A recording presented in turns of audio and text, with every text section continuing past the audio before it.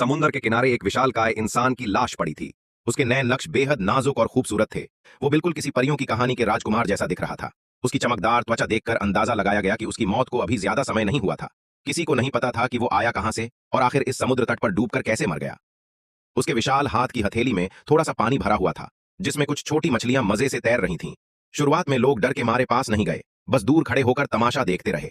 फिर एक साहसी लड़की उस लाश पर चढ़ गई। जब लोगों ने देखा कि दैत्य कोई प्रतिक्रिया नहीं दे रहा है, तो सबका डर धीरे धीरे खत्म हो गया। अब लोग उसकी हथेली पर चढ़ने लगे और वहां जमकर मस्ती करने लगे। कोई उसके कान पर बैठकर गाने सुन रहा था, तो कोई उसकी नाक पर खड़े होकर बैले डांस कर रहा था। देखते ही देखते ये जगह एक वायरल टूरिस्ट स्पॉट बन गई। जो शरीर सुरक्षित था उसे वो कभी नुकसान नहीं पहुंचाता, मगर जैसे जैसे समय बीता उसकी मौजूदगी अब लोगों को उतनी हैरान नहीं करती थी। कुछ ही दिनों में वहां आने वालों की संख्या बहुत कम हो गई।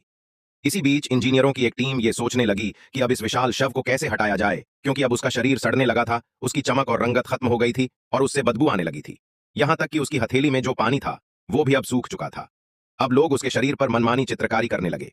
इसके बाद अधिकारियों ने उसके शरीर को टुकड़ों में काटना शुरू किया। उसकी टांगों की हड्डियों को मांस की दुकान ने अपने साइन बोर्ड के रूप में इस्तेमाल किया। बाहों की हड्डियां यूं ही बंदरगाह के किनारे फेंक दी गईं। उसका सिर गांव वालों ने शौचालय की जगह बना लिया। जो जगह कभी हजारों लोगों से भरी रहती थी, अब वहां सिर्फ कुछ हड्डियां बची थीं। समुंदर की रेत में पड़ी, खामोश और अकेली।